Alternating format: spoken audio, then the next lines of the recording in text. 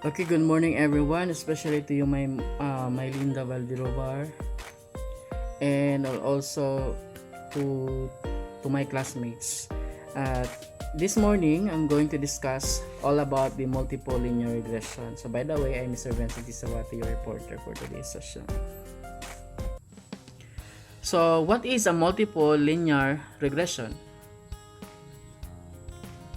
So, before we're going to deep into our topic this morning, so let us have to identify our targets. So first, we're going to define the multiple linear regression.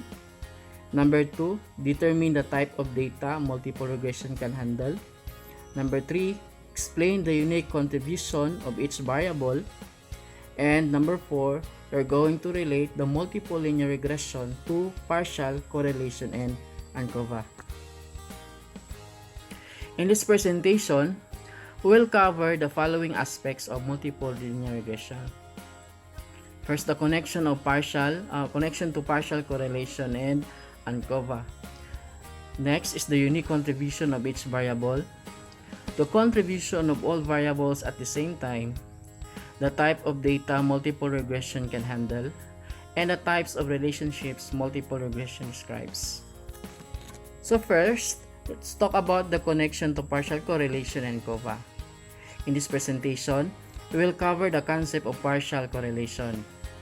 After going through this presentation, look at the presentation on analysis of covariance and consider what multiple regression and ANCOVA have in common. So now, what is all about partial correlation? Do you have any idea about partial correlation? When you talk about partial correlation, estimates the relationship between two variables while removing the effect of a third variable from the relationship. Again, it's two variables, no? What is the relationship between the two variables? That is what we call partial correlation. Okay, for example, in a person correlation between height and weight would yield to 0.825 correlation. We might then control for gender because we think being female or male has an effect on the relationship between height and weight. So let us also consider another factor, no, that also contribute, no, to the outcome. However, when controlling for gender, the correlation of between the height and weight will drops to 0.770. Okay.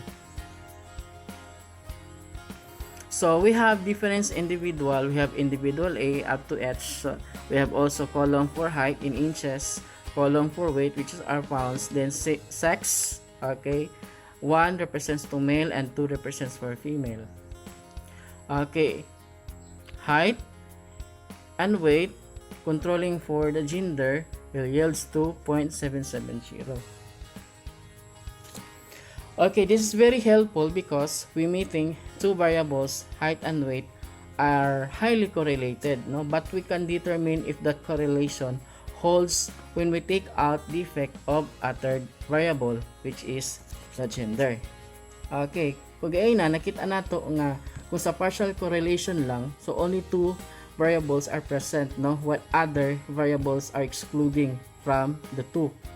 Okay, so it will yields to 0.825 karon because since that it's not only height that contributes also the weight of a person, but also we can consider other factor just like the gender. So that's why it will yield to 0.770.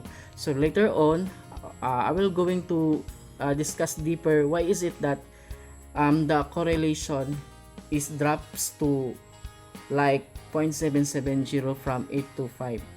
Okay, so while in partial correlation, only two variables are correlated while holding a third variable. It's constant. In multiple regression, several variables are grouped together to predict an outcome variable. So here is an example of a multiple linear regression. So these are the independent or predictor variables. First, we have height. Second is gender. Third is age. Fourth is soda drinking or environmental practices. And last, we have the exercise. Okay. So, all these factors or all these predictor variables contributes to a person's weight, which is our outcome variable. Height, the gender, the age, soda drinking, and exercise.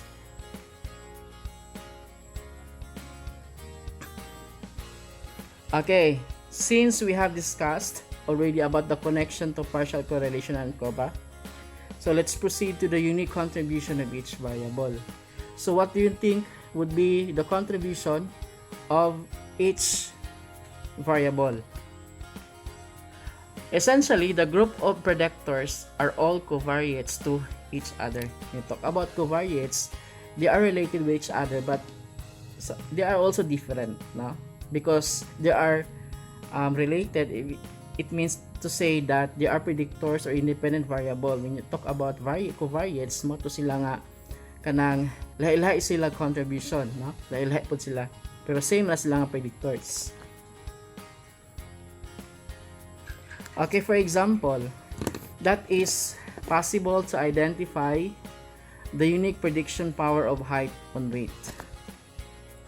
Okay, first let us try to get the correlation between the height and weight. Actually, we have a formula for in getting the correlation, since this is not my topic about the multiple linear regression, but it has the connection to my topic. So maybe later I'm going to post na lang the formula for the partial correlation. Okay, so let's continue.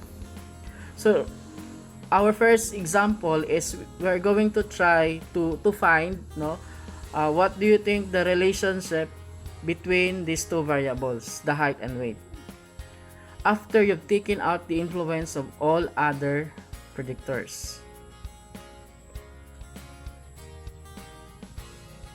Okay, dili na ta. So here is the correlation between height and weight without controlling for all of the other variables. So without controlling, wala to i-control ang upat ka variable, but we are just focusing only the height and weight.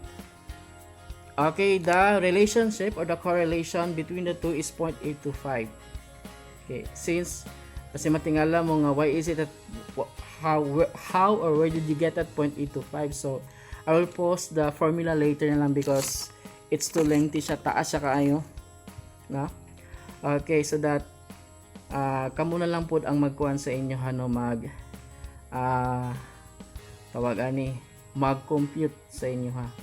Okay, so the correlation, the relationship between height and weight is 0.825, no? So kagain natin man without controlling, okay, of the other variables. However, here is the correlation between the height and weight after taking out the effect of all of the other variables. So gitanggalan nato ang upat ka variable. We have gender, age, soda drinking, and exercise. What do you think would be the relationship or the correlation? So nag-graph siya into 0.601. Ngano nga 0.601 man siya? What do you think?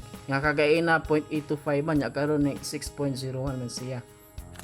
So after eliminating the effect of gender, age, soda, and exercise on weight, the unique correlation that height shares with weight is 0.601.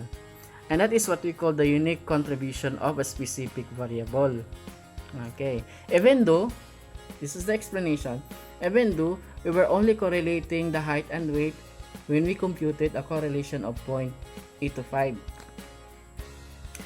The other four variables are still had an influence on weight because they are covariates. They are predictors. But still, wala man to sila gitanggalan o sila gi-remove. Actually, gitaguan na sila. Pero naghapon sila contribution matong dako paghihapon ng ilahang correlation. Okay. However, that influence was not accounted for and remained hidden. So gitaguan siya but still naghapon sila power. With multiple regression, we can control for these four variables and account for their influence. So kagain na kung tagalan dyan nato ang effect katong upat ka variable, of course we can see the specific correlation or the relationship between the two variables, for example the height and weight. So ang ilang relationship is 0.601 ba to? Okay, it's because gitanggalan og relationship or effectiveness ang katong upat ka variable. So kay once lang appeal mo to nga ni gamay ang iyahang correlation. Okay, in multiple linear regression, calculating the unique contribution height makes on weight without their influence being present. So specific jud siya, no? We can do the same for any of these other variables like gender and weight. For example, in gender and weight, the relationship between gender and weight, the correlation is 0.701. Okay, but it will drops to 0.582. Okay, kana siya. Tungod kay giwagtang ng upat ka variables, no? So mo na ang ilang relationship is 0.582. Specific na siya. Okay, here's the correlation between age and weight. Okay. So we have 0.435. Then after that, ditanggalan na nato og power ang upat. So nananantay 0.385. So that is the specific contribution, no? Or the relationship between the age and weight. Okay, so since a while ago we discussed about the unique contribution of each variable, so today we're going to sum up what would be the contribution of all variables at the same time. So sila na tanan. Beyond estimating the unique power of each predictor, multiple regression also estimates the combined power of the group of predictors, just like the picture. That is what we call the power line, no? Okay, the power line, these are the line that used to travel the electricity. So because of the series connection, no, of these power lines, their power will be combined, no? And kung mo-combine na siya tanan, na siya kitawag nato nga kanang dako, no, nga power kung sila na jud ang atuang i-combine. Okay, so let us try to see what would be the values or the combined power of all of these predictors to the person's weight, which is our outcome. So ang yang combined correlation is 0.982. So dako siya, no? Dako. Okay, so since we've done about the contribution of all the variables, so let's proceed to the type of data multiple regression can handle. So first, multiple regression can estimate the effects of continuous and categorical variables in the same model. When you talk about continuous, height is represented by a continuous data because height can take on any value between 2 points lang in inches or centimeters. So mo nang gitawag siya continuous data.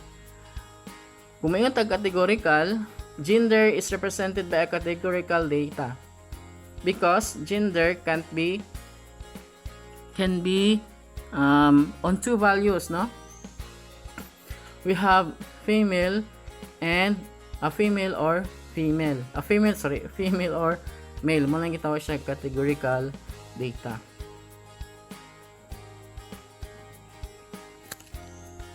Okay, so let us proceed to our last topic. This is what we call the types of relationships na multiple regression describes. Okay, so in multiple regression, we have this para mas dali siya kay computon na atay gitawagan ng software nga what we call the Jamovi. So Jamovi software, you can track the exact data. Why is it that the data what is the contribution of each variable, no? Makita dyan nato dito nga less than siya, negative siya, positive, so na siya positive relationship. So later, I will going to give to you, or I'm going to attach in my presentation about the video of the multiple linear regression using the Jamovi software application. Okay, multiple regression can describe or estimate the linear relationships like average monthly temperature and ice cream sales. Just like that. So, natay gitawag nga linear relationship. So, as you can see in the diagram, no? Kung sa ato ang y-axis, so these are what we call the average monthly temperature. In our x-axis also, we have average monthly ice cream sales. So, nakita nato nga, unsa may kanang specific interpretation ani. Ngano, inana ang iyang relationship. So, as you can see, that if there is an increasing amount of temperature, of course, the average sales also would increase. Okay, so tungod kay, for example, 100, 200, 300, so increase ang iyang temperature ana niya, so grabe siya kainit. So the more nga init ang panahon kada bulan, the more pod nga anang pug kataas ang sales, no, sa atong ice cream. Kay ang tao manggod mangita na sila bugnaw, mangita po na sila daghan na pod nga mga kanang kung atong na kanang bulto-bulto nga mga ice cream, okay, para lang nga kuan ang ilahang lawas no, mabugnawan lang. So kung the more nga mo increase ang temperature, the more po na ang sales po nila mo taas. Okay, mas dako kay sila og benta. So inana example sa linear relationship sa multiple regression. It can also describe or estimate curvilinear relationship. So kagay na linear relationship to, so karon pwede po taog curvilinear relationship. Mani siya. For example, what if in our fantasy world the temperature reach 100 degrees and then 120 degrees? Let's say with such extreme temperatures, ice cream sales actually dip, no? As consumers seek out products like electrolyte enhanced drinks or slushes. Kinidip ang sales nila kay inani ang mahitabo, just like that. Curvilinear, may curvilinear, so na-curve siya gamay sa tumoy tungod kay ang mga tao marag nangita sila lahi na pud nga alternative, no?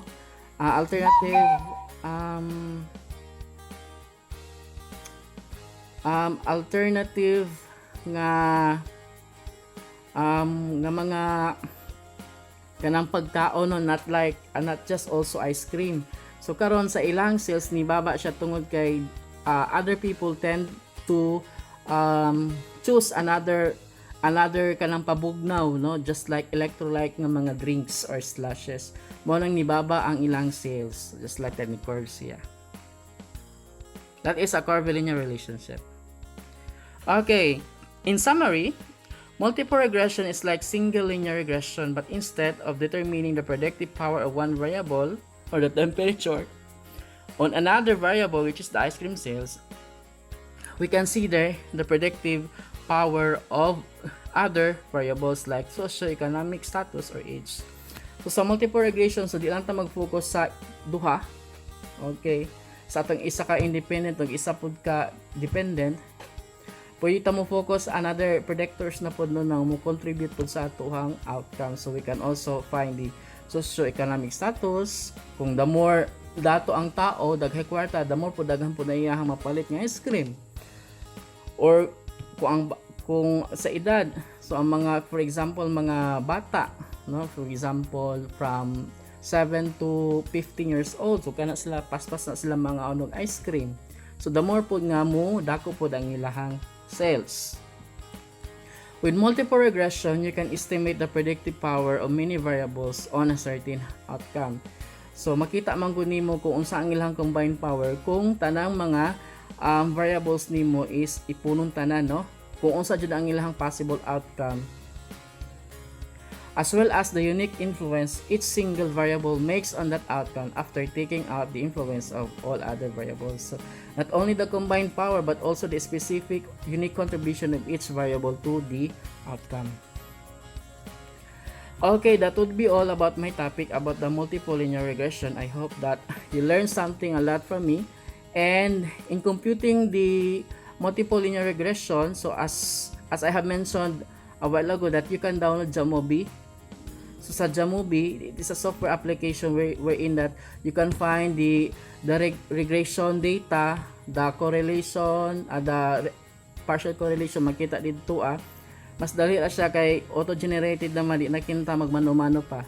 So thank you so much for listening, and I hope that you will learn a lot from my presentation. That's all, and good morning.